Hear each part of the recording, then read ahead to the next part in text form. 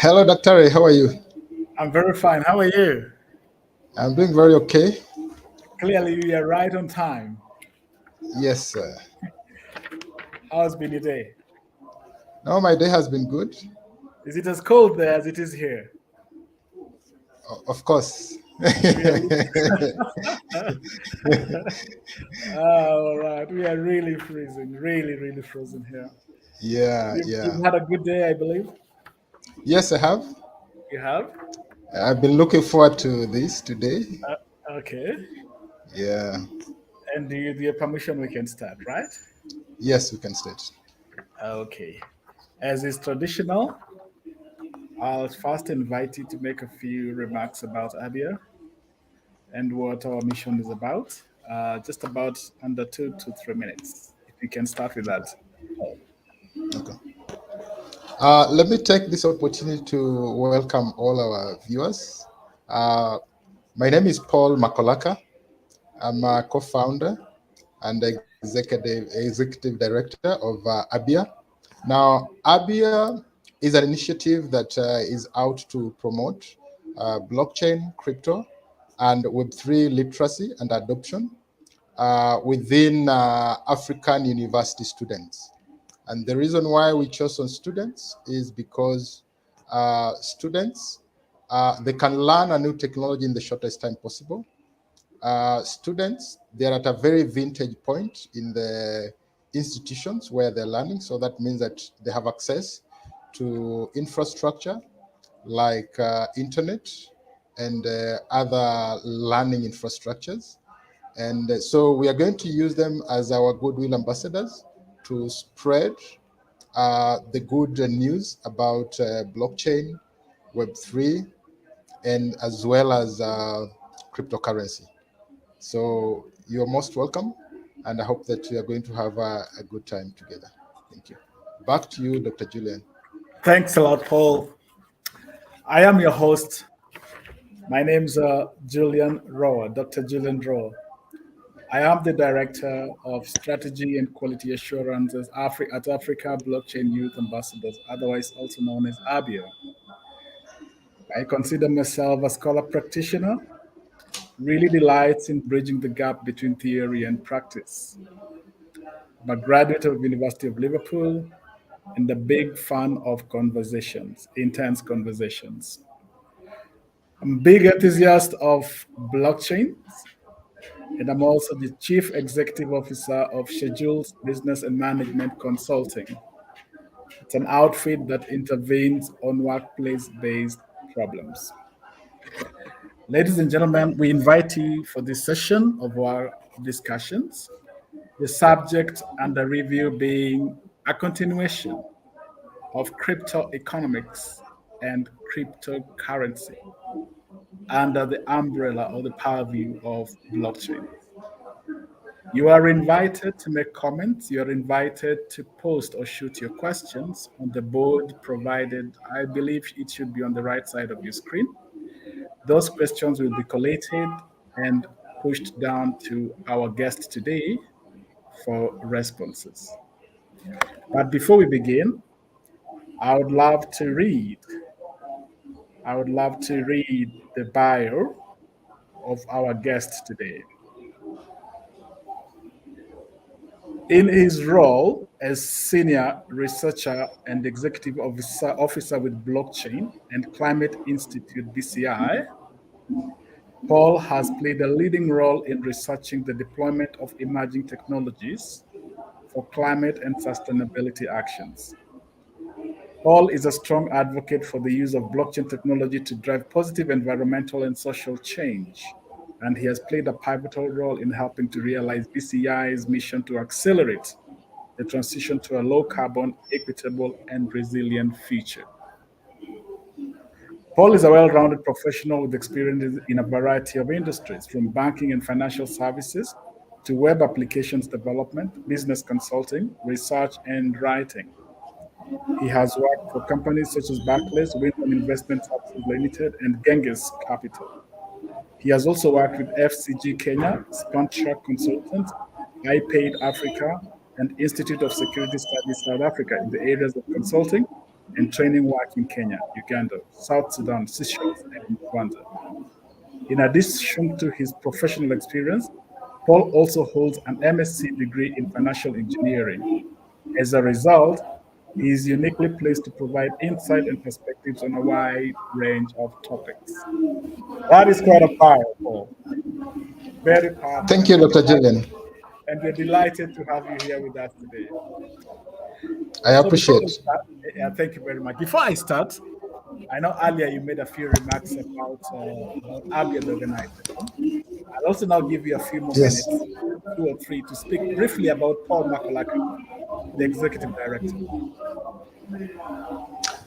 So, as a co-founder and executive director of ABYA, of course, I'm at the forefront of pushing the agenda for Africa Blockchain Youth Ambassadors, and for me, at a personal level, I believe that these technologies that today we are talking about, blockchain, cryptocurrency, and these are the emerging technologies, have a profound potential to transform Africa, especially given the fact that in terms of development, we've been lagging behind. And so for me, I'm very, very passionate about this technology because they have a profound potential to make this continent leapfrog in terms of development. So that means that we have an opportunity not to go through the long process that other continents and the other regions have gone through. So this is what ABYA is all about. And we want to empower the youth to take charge of, of making things happen in this continent. Thank you. Yeah. Thank you, Paul. Thank you very much. So let's dive deep into it now. Ladies and gentlemen, again, we're discussing crypto economics and cryptocurrency in the context of blockchain. Paul, we had the privilege of being with you and Josiah Odosu from Nigeria this last Tuesday. And this is where this conversation began.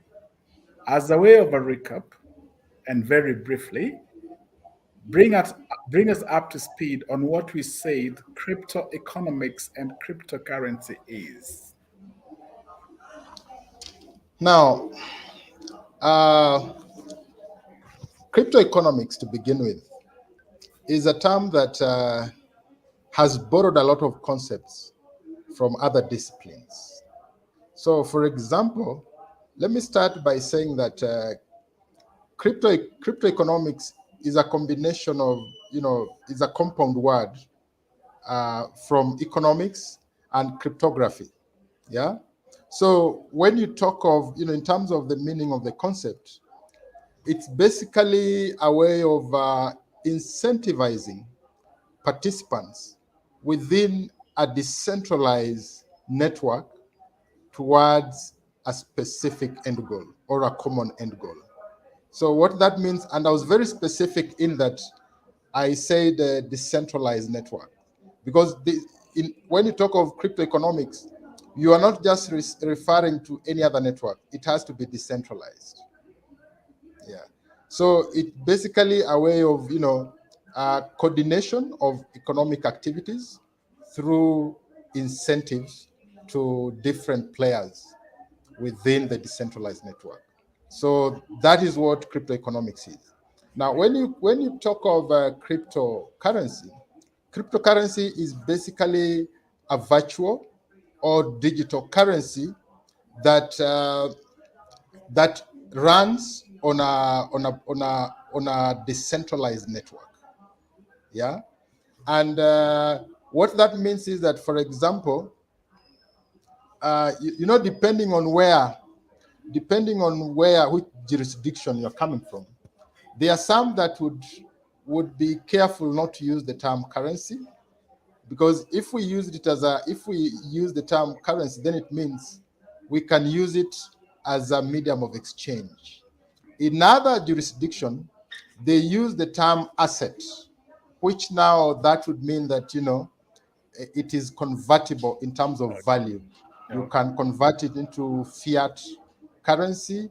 You can, you can consider it as an investment portfolio. So depending on where you come from, uh, these different terms and different standards of recognition are used depending on where you come from. So thank you, Paul. Yeah. A lot of these terminologies are used interchangeably, Yes. and we want to take this opportunity to help us bring some clarity. Yes. Link for us, for example, blockchain or the connection between blockchain, cryptocurrency, and cryptoeconomics. You have probably already done that linkage, Yes. but for the avoidance of doubt, Yeah. how do the three how are the three connected, if at all? Okay. Now, let me start with blockchain. Blockchain is the technology that runs the network. Uh, Cryptoeconomics is, I would say, the strategy or the method which is used to incentivize the different participants to do certain things Uh-huh. within the network. Mhm. And then when you talk of cryptocurrency, this is the unit that is used to transfer value. This is like, the smallest unit of the smallest unit that is used to do transactions within the network. So I hope that makes sense. Yeah, that makes sense. Yeah, there's a bit of a delay when you speak, so I can't tell when you're fully finished. So if I'm a Oh, bit sorry. delayed, it's because Yes. I'm giving you a bit of time as well. There's a bit of Okay. That, latency, yeah, that could be, I think, network challenge. not a problem. Okay, all this is not without risk, Paul. Yes. We heard about the crash of the cryptocurrency towards the end of 2007 and the beginning of 2008. Seeing that this thing is so conjoined, what are the risks we as actors or investors should be aware of? Of course, there are a number of things. Number one, crypto is a very new way of doing things. It's a very new technology. It's a very new type of asset class. It's a very new, form of currency compared to the others. So, being something new, of course, it is normal to have a lot of hypes. Yeah, and something that rides on hype. There comes a time when hype fizzles out, and when it does, of course, the price is bound to come down. Yeah, and then of course there are also the other thing that there are risks that present itself in form of scams. Yeah, Yeah, and a lot of investors have fallen prey to this, and this is primarily because again, being a new concept, being a new technology, in terms of regulatory framework, it is lacking. So you find that consumers or investors are not protected by law. So sometimes it becomes a bit difficult when something happens. Like, who do you run to? So those are some of the challenges that are currently in the within the cryptocurrency or blockchain space, and then of course uh, there are other risks, like as a user or as an investor operating in a decentralized space can be very tricky, in that, for example, when you have your private key, you have to be very careful because you are the one who is in charge. So there's no third party that is in charge of your keys. So what that means that, for example, if you lose your keys, then that means that you also lose your assets. If, for example, your keys become compromised, then that means you risk losing your assets. And then there's also the other risk of which we have seen, for example, uh, especially with the with blockchain networks that have capability of smart contracts. So sometimes you may find that in the smart contract there's a bug, yeah, because remember again, these smart contracts these contracts are done by human beings. They are written by human beings, and when they are written by human beings, mistakes could happen.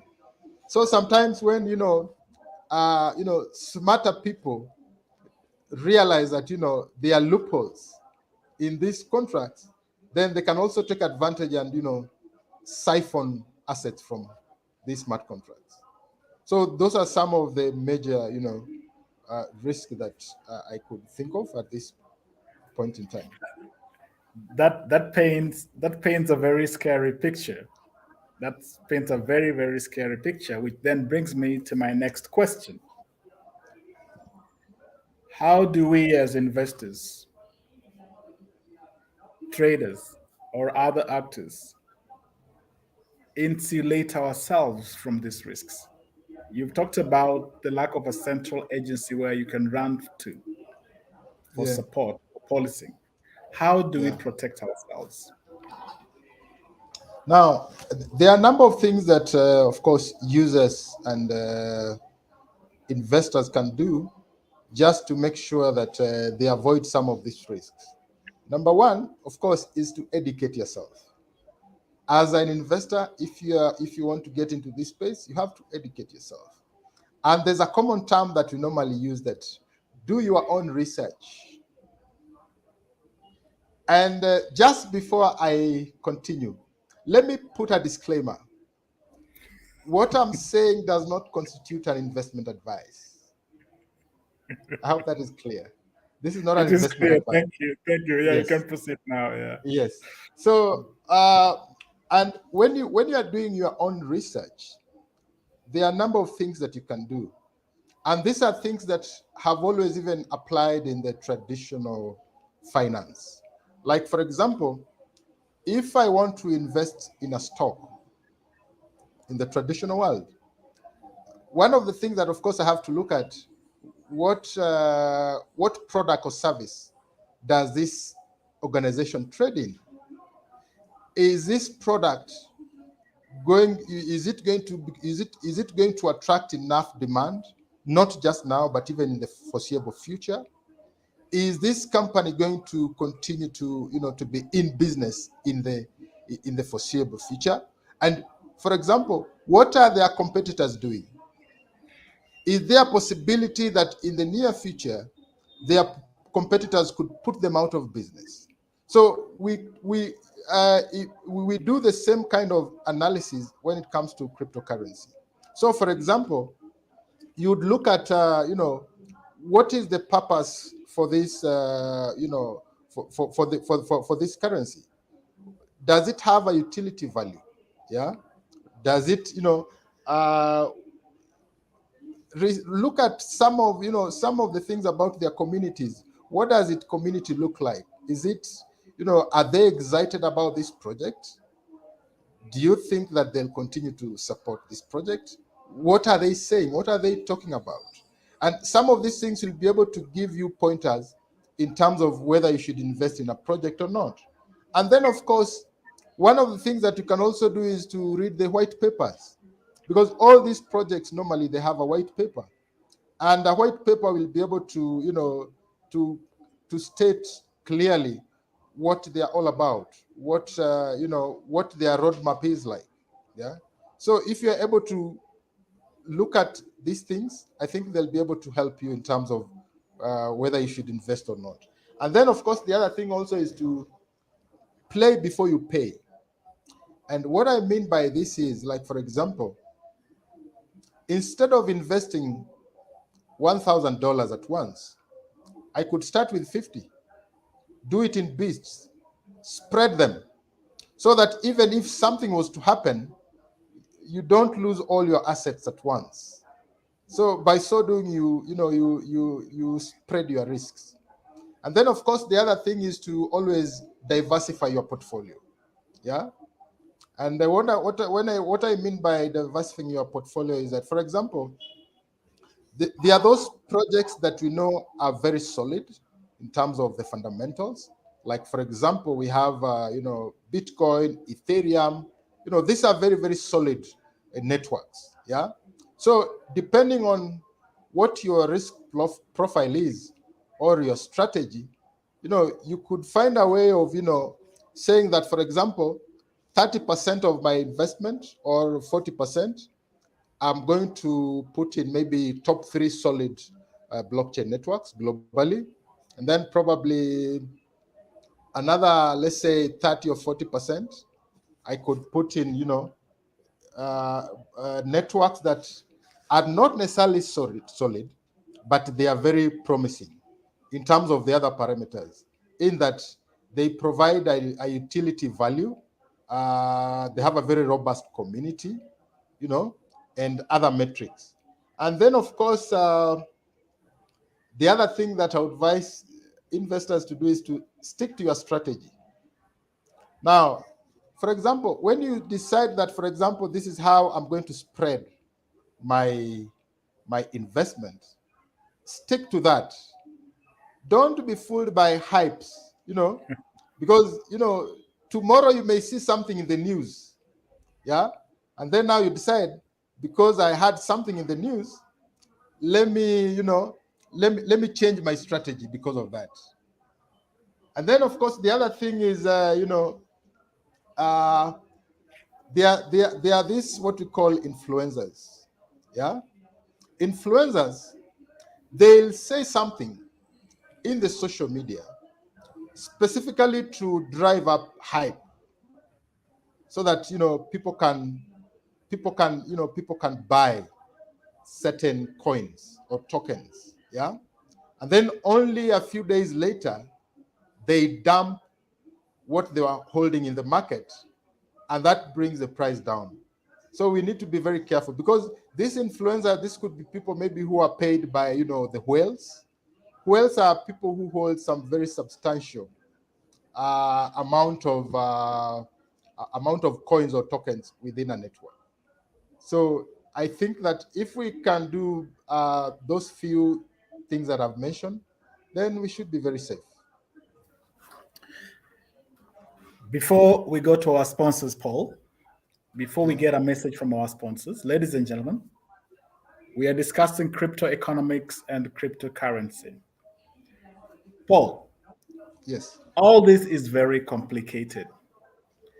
All this suggests too many loose ends. Why not just have regulation? Why not just have regulation that clearly stipulates how that space is supposed to function with consequences? Talk to us about regulation and why not. Now, you know that when you talk of regulation, it is easier said than done. Now, the challenge comes in, this is a decentralized network. Yeah. So what that means, and when you mean by a decentralized network, is that you have different nodes or different computers that are spread across different geographic locations. Yeah. So in terms of regulation, for example, when something happens, who do you go to? Because you see, within this network, it is not controlled centrally. Nobody controls it. So who do you go to? Who do you make accountable? Then that becomes very difficult. So those are some of the challenges that are really, are really giving, nightmares to even regulators. However, there are a number of things that are happening. For example, we have what we call EU Blockchain Observatory and Forum. Uh, they are trying to see a way that these technologies can be promoted, but no, without necessarily stifling the innovation. Yeah, without necessarily because they also need to be very careful, because you cannot it becomes very difficult to regulate them in the traditional sense that we know how regulation works. Yeah, so all of us are still trading on very uncharted waters, because this is something very new. And then we've also noticed that a number of things are also happening. There's an organization called European Blockchain Partnership, and there's also another group called Mediterranean 7. So these groups also, they are trying to find a way that you can apply some sort of light regulation, not necessarily on the network, but for example, in terms of, let's say, for example, if I own cryptocurrency, and it is considered to be, let's say, an asset, depending on which jurisdiction I reside in, then they said, for example, if anytime I do a transaction, or maybe it appreciates in value, then I'll need to pay some capital gain tax on it. Yes, so that is already happening in some jurisdictions. And then also in terms of standardization, already there are a couple of organizations that are really trying to see how they can come up with standards, and especially for blockchain and other decentralized ledger technologies. We have an organization like ITU, International Telecommunications Union. We have ISO, and then we also have another organization called International Electrical and Electronic Engineering. They already have working groups that are already exploring the possibilities of having standards, because standard is also one of the ways that can really help in this in this space.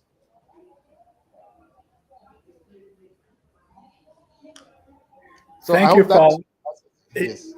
Yeah, I like it when you say you're finished, because then I know I can continue because of the Oh, latency. sorry. No, but yeah, you've put it very, very well. I still want to twist the conversation a little bit, Yes, and today I'll make it a little bit difficult for you. yes, Proponents of blockchain propagate democracy, freedom. yes, This is my business. Let me mind my business. I have my laptop, I have my phone, whatever I want, let me do it from this without having to make reference. So yes, proponents of blockchain propagate democracy. Cynics such as us, such as me, yes, the yeah, moderator, argue regulation. Democracy and regulation. There's a conflict there. Please give me your considered view. Which way?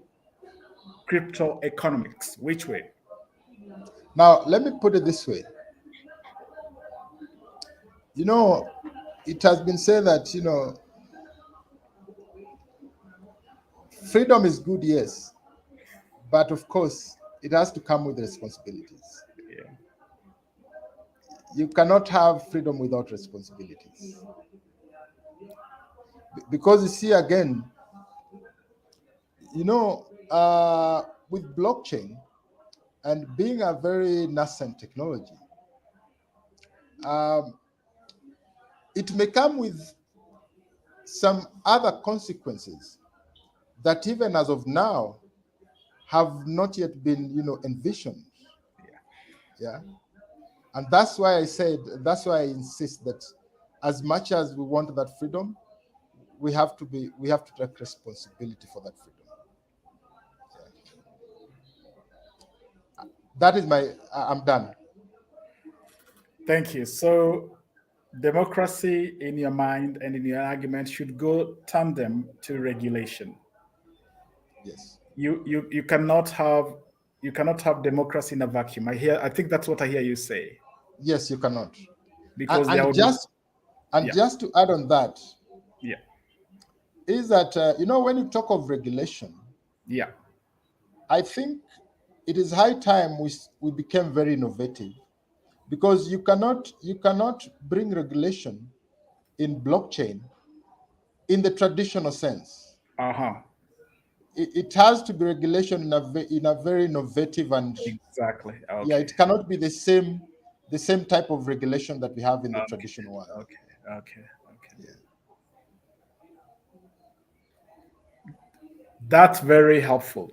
So now I'll give you a minute, Paul, to run as the Enterprise message from our blockchains sponsor. have limitless potential, but privacy is a major challenge. How can businesses secure their private transactions on a public network, especially when enterprise blockchains have been closed, unaudited, centralized? Introducing Polygon Nightfall, designed for the needs of enterprises. Nightfall uses a hybrid approach to scaling to give enterprises an option that was considered impossible. ZK rollups keep transactions private on a public network. Optimistic rollups offer efficient, scalable transactions. Secured by Ethereum, Nightfall means trust, transparency, and credibility. Aiming to disrupt the $50 trillion global supply chain industry, Polygon Nightfall unlocks the true potential of enterprise blockchains and empowers businesses to connect and scale in powerful new ways. Polygon Nightfall. Mainnet beta is now live.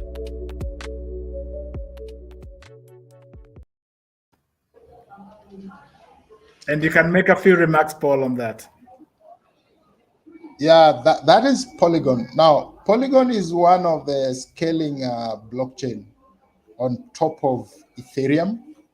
Now, when we say scaling, is that they use a different consensus mechanism from the underlying Ethereum network, so that by so doing, they become more efficient, and also they become less expensive.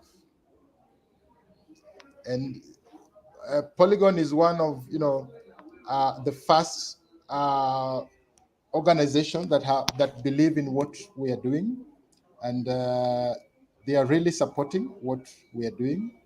And probably in future, most of you will interact with them, and they are one of those organizations within the blockchain space that are really coming up with very innovative product. Thank you, Dr. Julian. I take it back to you. Thank you very much. Proceeding with the conversation, Paul. South Africa has recently authorized banks to accept crypto. What is your reading of this?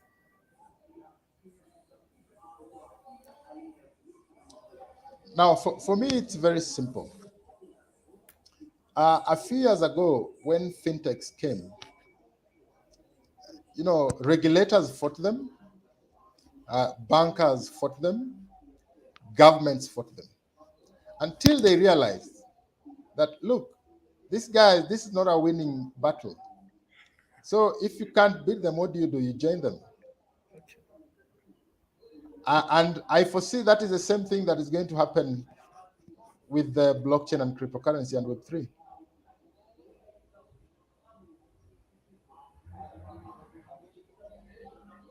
Hello? I'm You finished. done? I'm finished.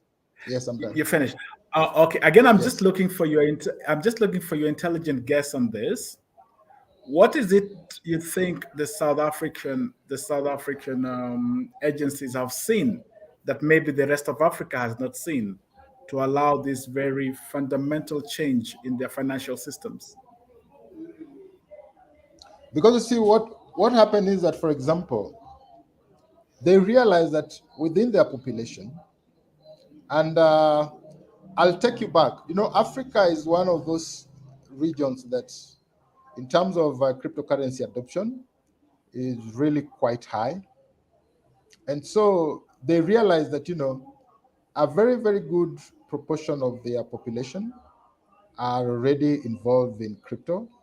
And so if you don't allow these people to, if you don't allow the banks to, to accept people transaction, making transactions that are cryptocurrency related, then you are going to lock out a substantial, portion of the population from, having access to financial services. I hope that answers your question. Yes, it does answer my question. Thank you. Thank you very much, Paul. And so I'll expand that line of conversation a bit further. Still looking at crypto economics and cryptocurrency. Yes. Where do you see the world in 20 years?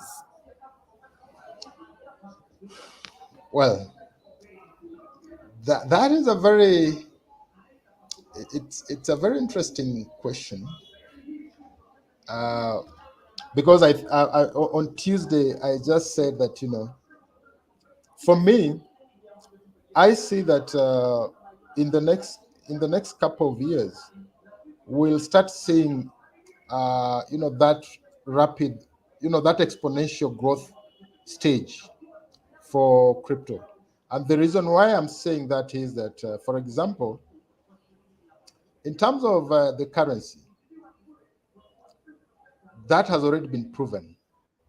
So now, in the next couple of years, we are going to start seeing a lot of utility use cases, because most of the application for, for cryptocurrency has been in the area of currency.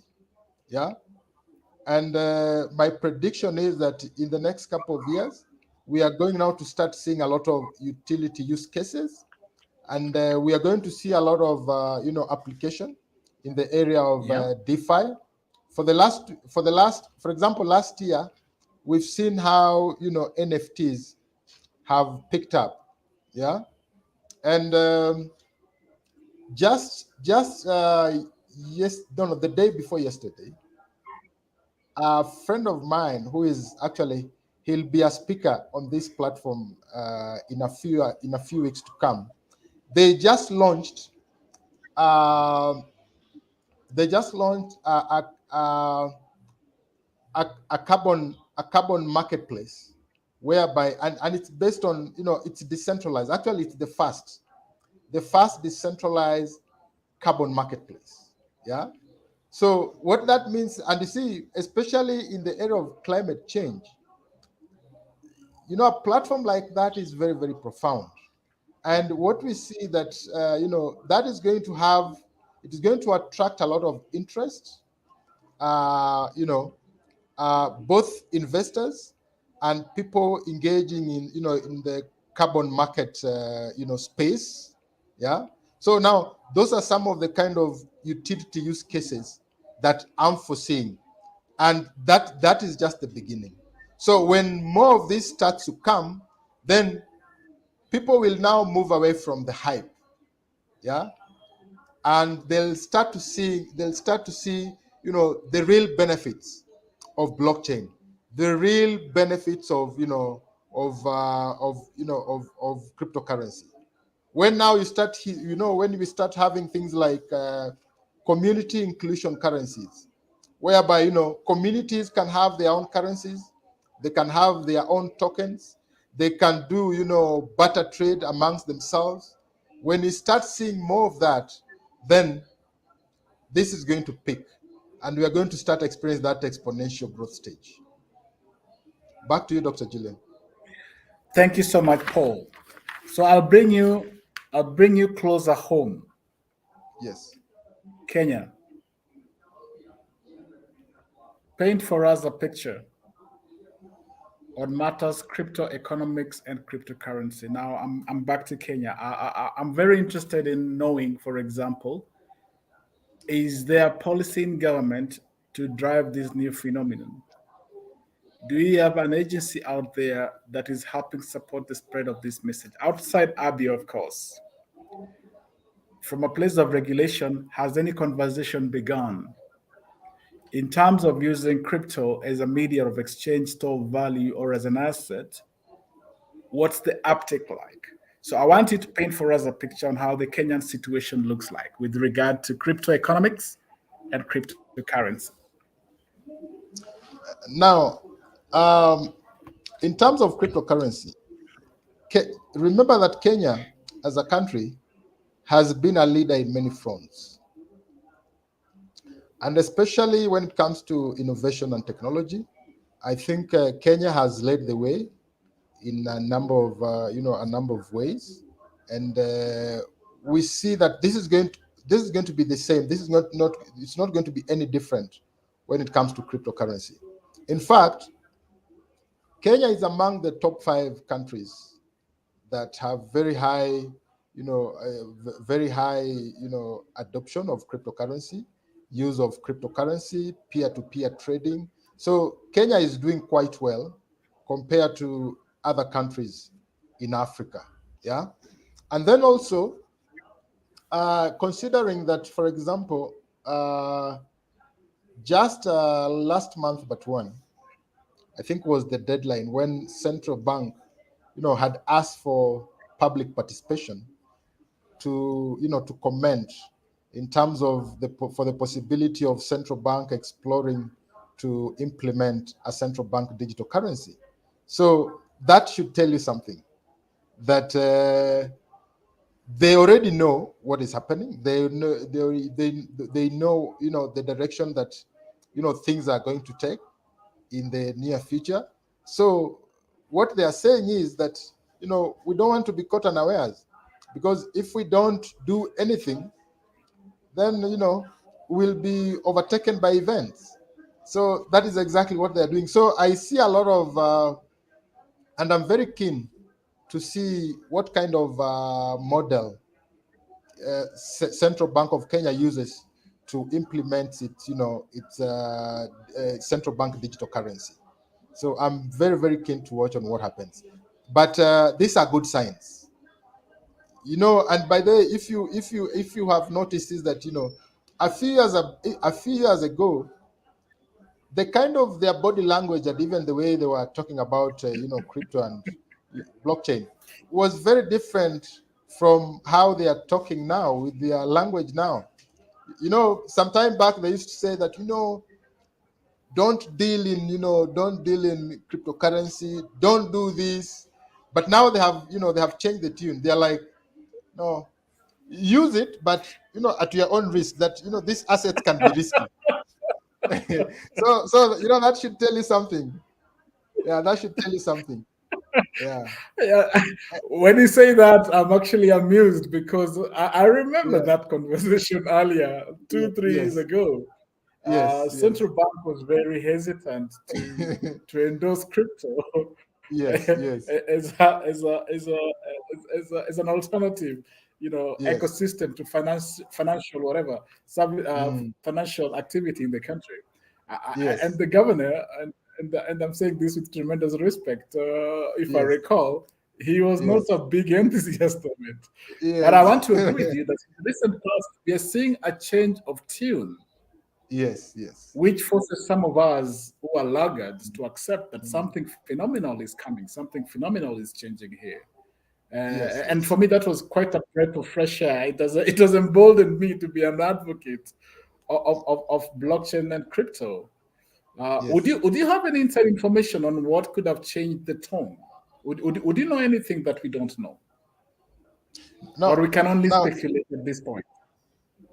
For example, and as we speak now, more than 85% or 80% thereabout of central banks in the world are either researching on central bank digital currencies Yeah. or are doing a pilot, or are implementing. Yeah. So that should Yeah. tell you something. And these are very respected institutions. These are Yeah. very, these are government institutions that are taken seriously. So if they have seen the need to take that direction, I mean, who are we? Yes, who are we? Who are we? Who are we? Yes, That's yes, that's a that's a very very interesting way to put it. yeah, I will still again explore your thinking within the same line. yes.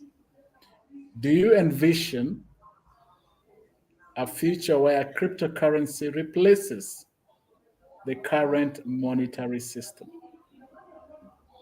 potentially on a global stage? You've partially answered that already, but I'm giving you a more direct question. Do you envision a Yes. future where cryptocurrency replaces current monetary systems? Let me put it this way. Uh,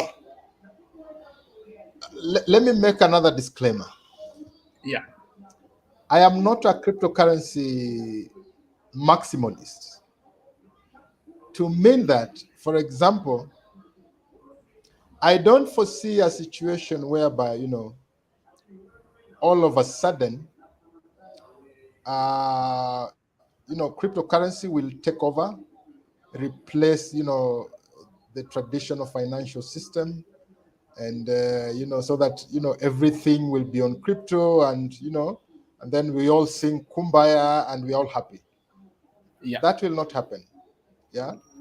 And so for me, what I see is that um, all these different currencies, and what I mean by this is, um, cryptocurrency, central bank digital currencies, and the fiat currency, and the other forms of digital currencies, they'll coexist side by side.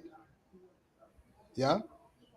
Mhm. And depending on the use case, depending on the context, you may find that in some places, some form of currency may be more dominant than others, while in other places they may be less dominant.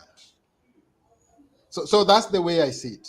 Because you see, Oh, again, human beings are human. The reason I'm saying that, when you study behavioral economics, you'll understand that human beings are not rational. And because they are not rational, their behavior can be very predictable by observing what they have done in the past. Yeah. Because sometimes you may find that even when something is outrightly good and majority can agree that it is good, but still there are, of course, definitely will be some people who will have a different opinion, and that is life, and that's how human beings behave. So in that same context, I don't see a situation whereby, for example, you have cryptocurrency replacing, and then you have fiat currency disappearing. That will not happen. they will coexist. Yes, they will coexist side by side. That's a very very interesting observation. Paul, there's a certain generation here that I Yeah. feel will be left out. Yes. And that could be my generation, the Yes. older generation before me, Yes. and then the generation that could be just 10 years below my age. Mhm. Reasons I say that is when you speak to this group of people, Mhm. they are so removed from the technological transformations that we are seeing today, especially in the space of financial services. Yes. What is your advice for them and what will become of them? First, what will become of them and what is your advice for them? Now, of course, sometimes, in my opinion, I think you can't blame them, because I think, number one, if you look at blockchain applications, the way they are, Web3 applications that run on top of blockchain, we still have a long way to go in terms of improving on the uh, user experience, so that, for example, if I have an application on my phone, on my Android phone or an iOS phone, I don't necessarily have to know that this application runs on blockchain. That's not my business. So I just need something that can, something that can solve a problem for me. Uh-huh. Yeah. And I think when we reach at that point, even the old people and the older generation, they will not have they'll not have a reason not to use these applications. Uh-huh. Yes. So I think it's the burden is on us who are in this space to come up with solutions to improve the user experience, and to and remember, as I said, when we start solving real problems, having those utility use cases, then we'll start seeing a lot of adoption.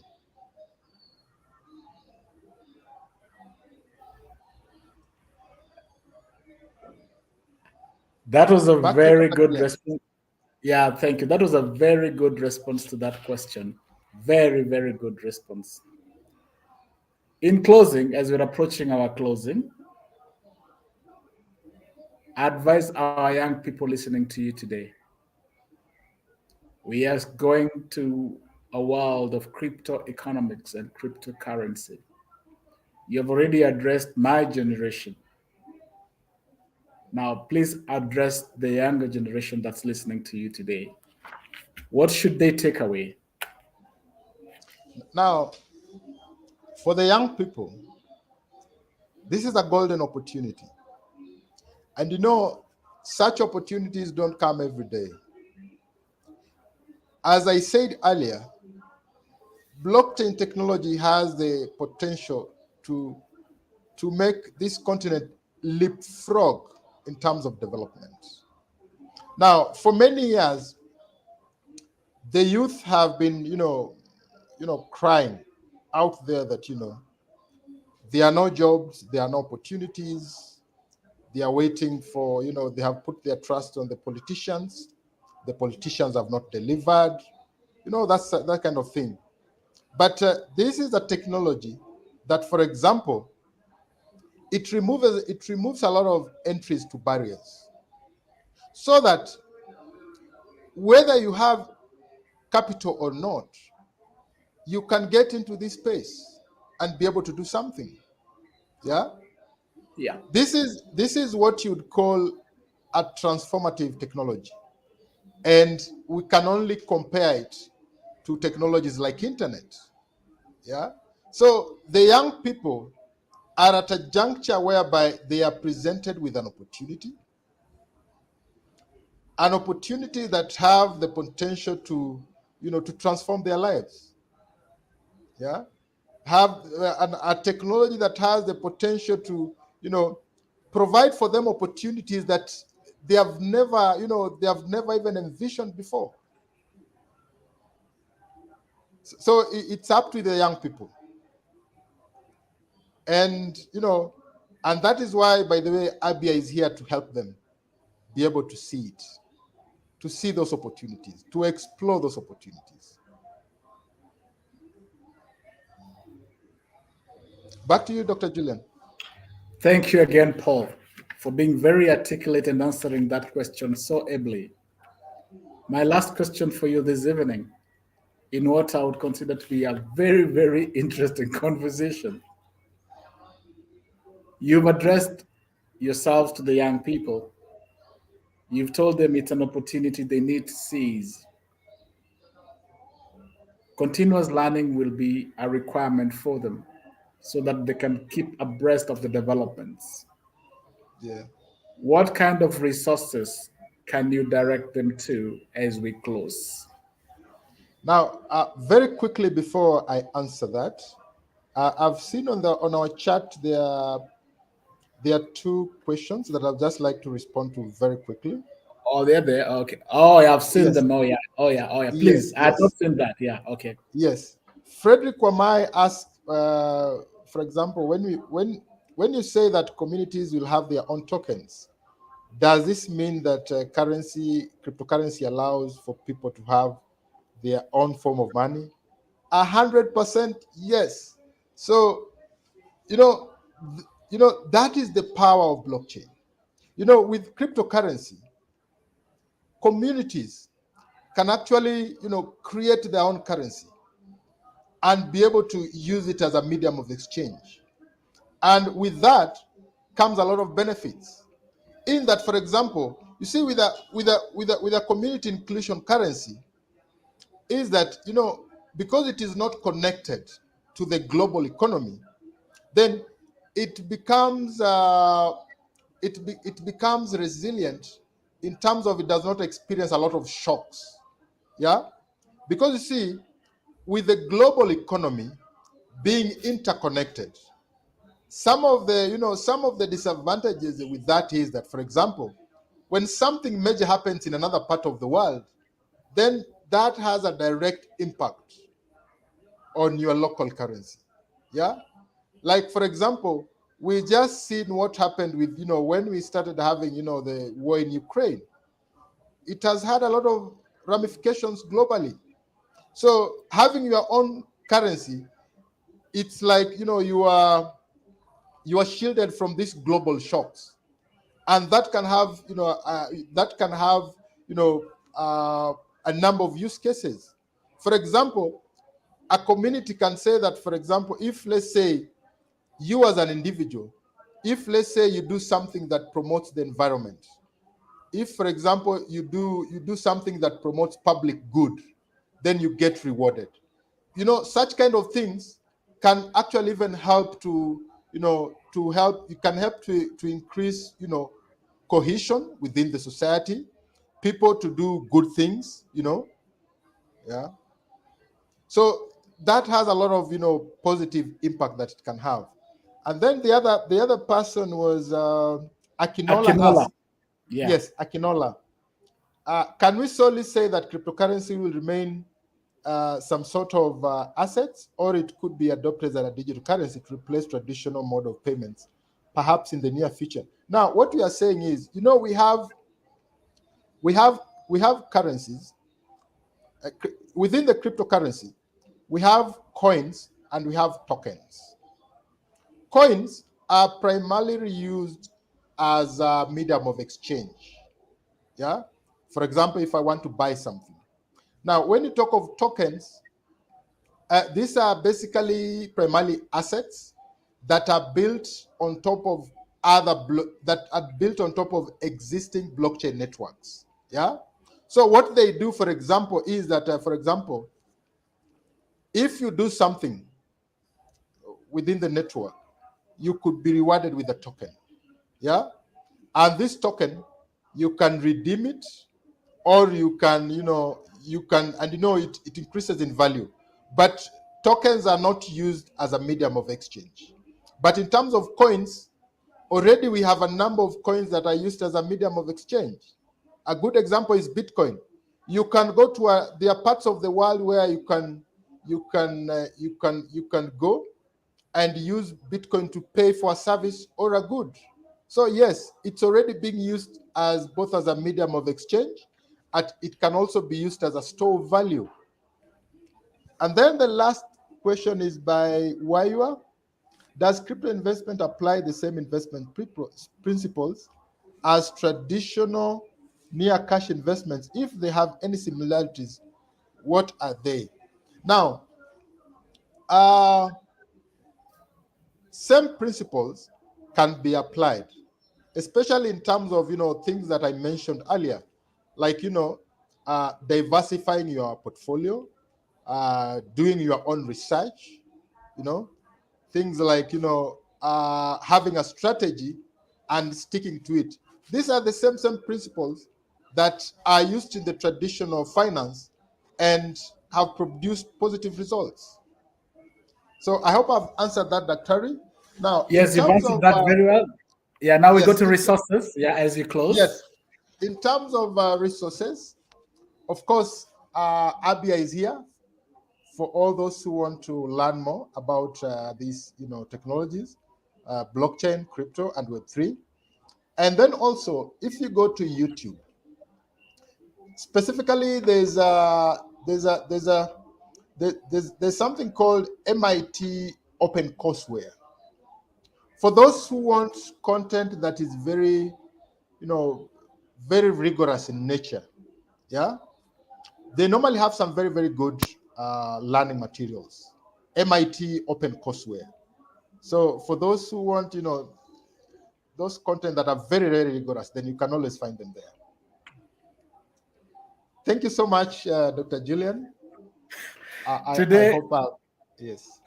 you've done this topic and this conversation justice. And to Frederick Wamai, who has, had the courage to pose that question, we thank you.